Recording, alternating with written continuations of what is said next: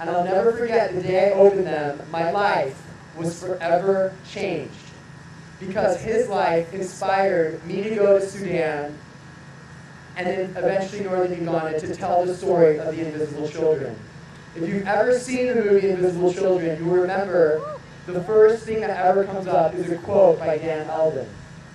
People are always drawn to these parts of the world because it disgusts them and inspires them. There is no person that I know who has inspired me more than Dan Eldon.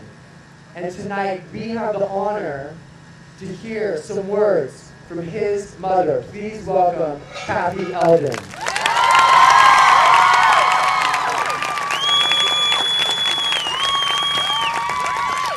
Thank you. Wow, what an introduction. That's probably the best introduction I've ever had in my life. And this is certainly, by far, the largest audience I have ever addressed or ever hoped to, believe me. Looking around at you, it's pretty extraordinary. I mean, just imagine yourselves standing up here in front of 4,600, whatever number of people. I feel this tremendous energy surging around. It's almost like there are bubbles of energy rising up from each one of you. And I realize that you come from so far away. I mean, heck, we went 56 miles to get here in the stop-and-go traffic. We just saw somebody from Brazil, from Italy, from Japan. It's pretty incredible. I'm so grateful to be here. Thank you. But somehow, all these crazy individual journeys have converged on one place. Tonight, it is our destination. To be present, to experience what it's like to be a displaced person in northern Uganda. And I'm telling you, as lousy as it might be for you tonight to live on crackers and a liter of water, it sure is a whole lot worse to live in Uganda. I lived in Kenya with my family. Kenya is the next door country to Uganda. I lived in Kenya for 12 years with my husband and my two children, our two children, Dan and Amy. And we went on many safaris in Kenya. In Swahili, the language of Kenya, safari means a journey. And in Africa, you never know what's going to happen on a safari when you go into the bush. And by the way, you don't do it anymore with bearers carrying stuff on their heads. Safaris are done in Land Rovers nowadays, but you never know what you're going to encounter. Strange animals, new vistas, weird food. In fact, my daughter Amy, who's here tonight, even ate dried rats one day when she was on safari. And sometimes you run into refugee camps with thousands and thousands of displaced people. Generally speaking, the most memorable parts of a safari are the things you don't anticipate, like broken down tires, detours, and buffalo charges you meet along the way. In fact, the real adventure in being on a safari is simply being there, open to the possibilities and willing to take the risks to get the highs and the inevitable lows along the way. Having the right attitude when you travel means that you go with the flow and you learn that there is little difference between exploring and being lost. My son Dan loves safaris, and he went on lots of them in an ancient Land Rover, which he called Desiree after a girlfriend, in particularly a wild Italian girlfriend. But Desiree and Dan experienced a lot on those safaris. Among them, he became very interested in sort of humanitarian things, but he never was pious about it, just like Jason is not pious about doing this good work that he's doing. Jason and Bobby and the team that has created this magical movement. He made all those safaris, humanitarian adventures, amazingly fun for people. At the age of 19, he led a group of 15 kids across this is a lot of fun, three war-torn countries to deliver aid to a refugee camp in southern Malawi. And at 21, he became Reuters' youngest photographer to cover the famine and subsequent conflict in Somalia. He was determined to create awareness of what was going on in that tortured country. I'll tell you why he did that. Because Dan believed that man's inhumanity to man was due to ignorance, not to intent. And he wanted to create awareness of things he thought were important, hoping to catalyze positive change. And if you think about it, that's why all of you are here today, because Jason and his team wanted to create awareness of an important issue and get you guys to catalyze positive change. Now I'm going to tell you something about Dan. along his journey, his safari, we've got someone singing over there, along his safari, he penned a mission statement. And I'm going to ask each one of you to think about a mission statement that you're going to pen tonight, later tonight, or think about in your head. But here's what he said. He said, Desiree Safaris, the search for clean water in a swamp. Think about that one. Clean water in a swamp. And here's what he said we should do. To explore the unknown and familiar, distant and near, and record in detail with the eyes of a child all traces of record in detail with the eyes of a child any beauty of the flesh or otherwise, horror, irony, traces of utopia or hell. And I can assure you that right now in northern Uganda there are plenty of traces of hell and not all that many of utopia. Now, rather than think that Dan would be very serious all the time, just listen to what he penned in the margins and think about what you're going to pen in the margins of your mission statement. He said, look for solutions, not problems. He said, there is little difference between exploring and being lost. Think about it next time you're lost on the 10. Avoid nasty foods when sauces can easily improve the taste. Very important. The more music you like, the happier you will be. And it is foolish and hazardous not to dance in Africa, or anywhere for that matter. And I hope there's going to be a lot of dancing tonight later on. And one more, this is important for you guys who have old battered cars. The most important part of vehicle maintenance is clean windows. So if you're broken down, you will enjoy the beauty of the view. And finally, he said, the journey is the destination. Tragically, Dan's journey was cut short, very short indeed. He was 22 years old when he was stoned to death. After responding to a call to cover a tragic bombing by UN forces of a house where it was believed a warlord was hiding. It's rather like our quest for Osama bin Laden and the things that we do sometimes, thinking that there's a source of all evil out there, and if we just get rid of that one person, everything will be fine. It doesn't really work that way.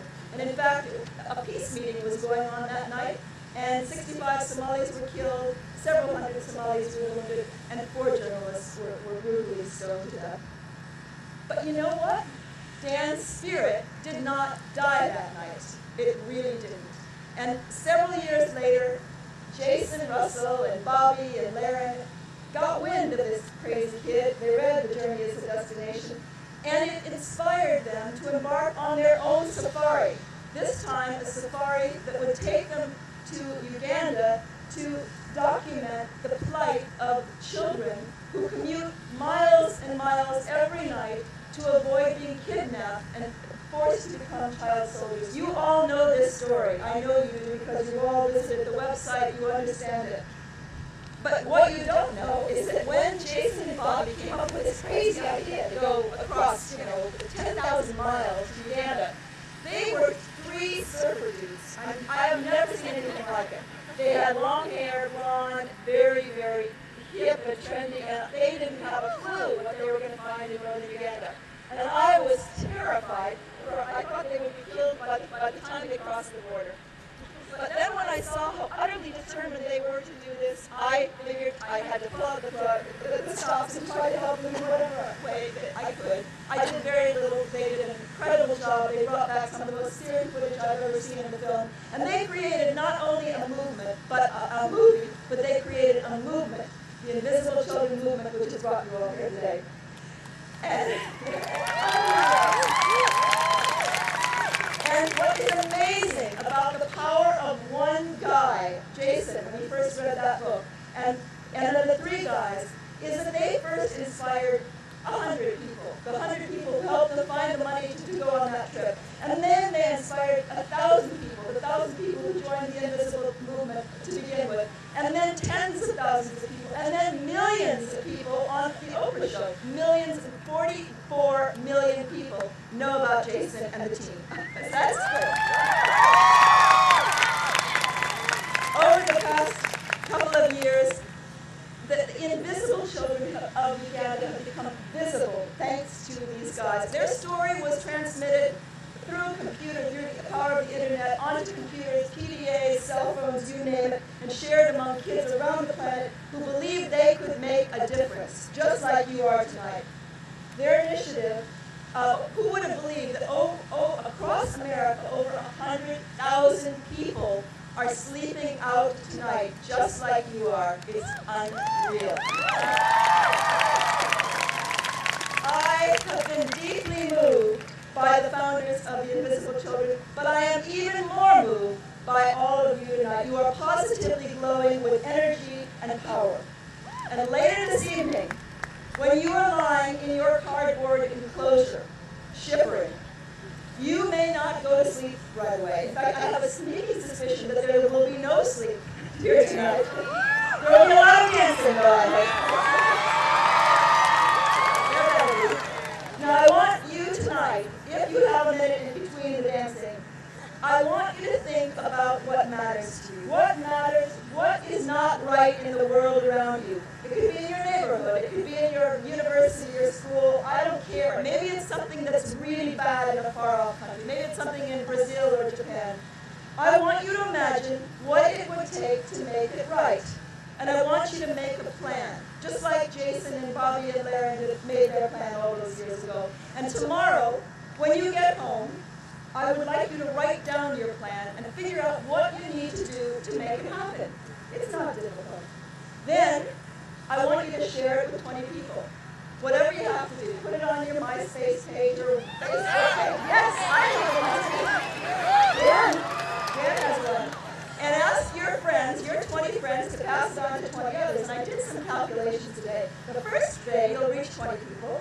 By day 2, you'll have 420. By day 5, you'll have 168,420. And by the 6th day, you will have reached 3 million people. There we are. Come on, you can do this. But you know what? If you reach 20 or 620, that's good too. That's the power of an idea in this extraordinary world where we are all connected, one-to-one in a web of pure possibility. Tonight, I would ask you to recognize the power of one person to create positive change in the world around you, and you are that person. You have a loud voice. Use it. First to share the story of the displaced peoples of Uganda, and then to share what it is you are going to do to make things better. A great philosopher once said, whatever you can do or believe you can do, begin it now. Genius has boldness, power, and magic. Begin it now. Tonight, you are embarking on the safari of a lifetime, and as you're drifting off to sleep, stay awake that minute longer to formulate your own mission statement. Dance began with the words energy, sincerity, clarity of vision, safari as a way of life. Think about the words that mean something to you. Dream big dreams, and know that you have the power to achieve greatness. Just as the Invisible Children have achieved greatness, the Invisible Children founders have achieved greatness through this movement. Please, create a wonderful destination for the journey of a lifetime, one that will last a lifetime. And as you set off, resolve to live fully, not only for yourselves, but also for others. For in truth, the journey is the destination. Now, Safari Njema and Kwaheri ya Kuonana. In Swahili, that means travel safely and goodbye until we meet again.